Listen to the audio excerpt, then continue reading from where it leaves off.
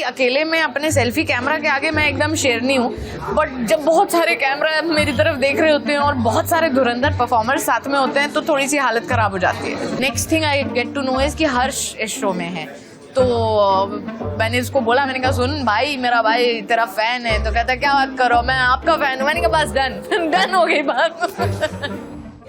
आपने तो एक बताया था हमें उपाय जो है ना धन का लेकिन वो काम नहीं आया कि हमारी सेहत देखिए और कोई मान नहीं रहा। दूसरा कुछ उपाय तो पहले बताया। बहुत सारे उपाय हैं, आने वाले हैं जल्दी जल्दी मेरे सोशल मीडिया पे, क्योंकि सोशल मीडिया जो है ना वो माध्यम ही अलग है, वो पर्सनल व्यूइंग है, लोग अपना अकेले में देखते हैं, तो आपको टेलर मेड कॉमेडी करनी पड़ती है आपकी टारगेटेड ऑडियंस के लिए। मैडनेस मचाएंगे जैसा शो है तो कॉमेडी उसमें लिखना भी बहुत डिफ़िकल्ट है और परफॉर्म करना उससे भी ज़्यादा डिफ़िकल्ट है, क्योंकि अकेले में अपने सेल्फी कैमरा के आगे मैं एकदम शेरनी हूँ, बट जब बहुत सारे कैमरा मेरी तरफ देख रहे होते हैं और बहुत सारे धुरंधर परफॉर्मर्स साथ में होते हैं तो थोड़ी सी हालत ख़राब हो जाती है। किसी इनमें से कोई ऐसा है जिसका मतलब एक्ट आप फॉलो करती आ रही हो और जब हाँ बिल्कुल बिल्कुल, जैसे हर्ष गुजराल को मैं नहीं जानती थी, मैं तो बुजुर्ग हो गई हूँ ना।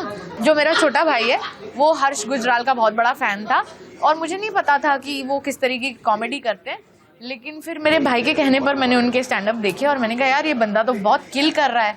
और next thing I get to know is कि हर्ष इस शो में है, तो मैंने उसको बोला, मैंने कहा सुन भाई, मेरा भाई तेरा फ़ैन है। तो कहता क्या बात करो, मैं आपका फ़ैन हूँ। मैंने कहा बस डन डन हो गई बात।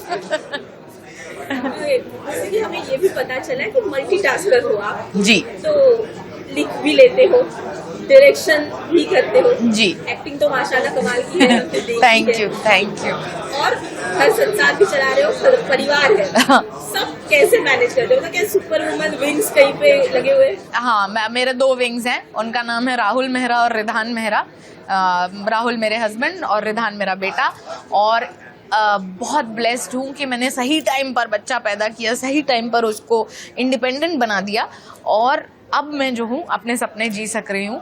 तो बहुत बड़ा सपोर्ट है फैमिली का, मेरे पेरेंट्स, मेरे दोनों भाई, मेरी सासू माँ। तो वो कहते हैं ना कि एक घर को चलाने में, एक बच्चे को पालने में पूरा विलेज लगता है, तो वैसा ही कुछ मतलब सपोर्ट मुझे मिला।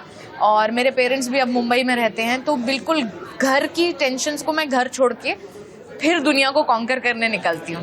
राइट।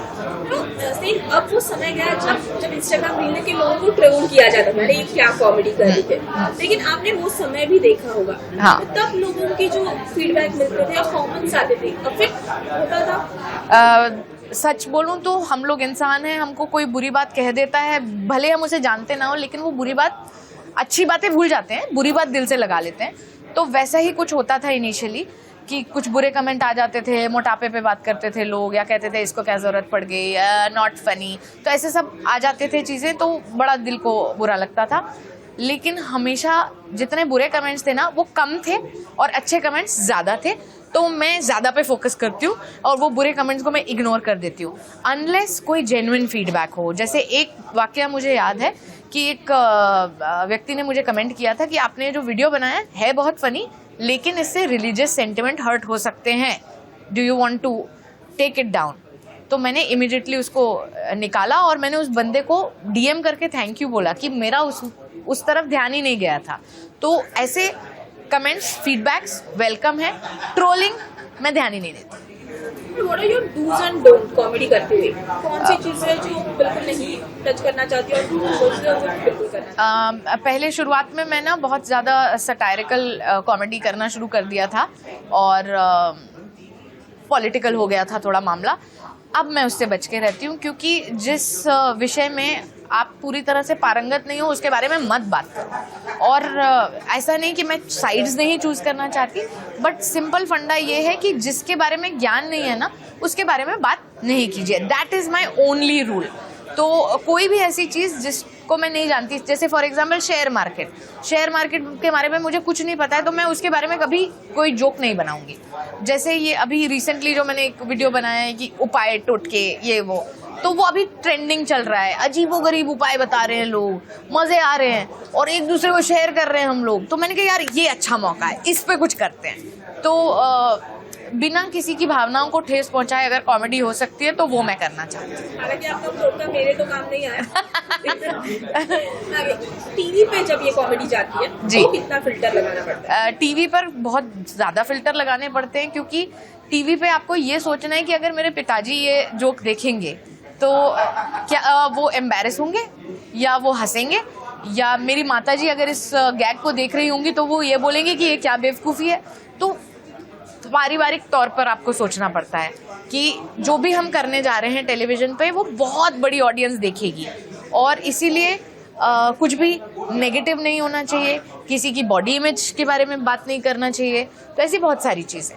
हमने सुना है, हमारे खबरी ने बताया है कुछ कि कुछ बड़ा प्रोजेक्ट आप एक बहुत अगेन मैंने जैसा कि कहा कि अगर भगवान को आपको ब्लेस करना हो तो वो तरीके ढूंढ लेता है। तो ऐसा ही कुछ ब्लेसिंग मुझे मिली जब मैंने श्री संजय लीला भंसाली जी के साथ काम किया। तो मैं बतौर लेखक उनके बहुत बड़े शो पे काम कर रही थी, और मुझे लगा था कि मैं कितनी फॉर्चुनेट हूँ कि उनके साथ काम करने का अवसर मिल रहा है। और फिर सर ने एक दिन कहा कि तुम कुछ सीन्स डायरेक्ट करके दिखाओ, तो फिर वो हुआ और उन्हें मेरा किया हुआ काम पसंद आया। और मैं इतने बड़े शो में थोड़ा सा भी अगर योगदान दे पा रही हूँ तो इससे ज़्यादा भाग्यशाली होने की, और मतलब मैं क्या ही बोलूँ, तो मेरे भाग तर गए क्योंकि इतने बड़े निर्देशक के सानिध्य में आप ना चाहते हुए भी कुछ सीख कर निकलते हो। तो मैंने काफ़ी कुछ सीखा है सर से, और मैं ज़िंदगी भर आभारी रहूँ।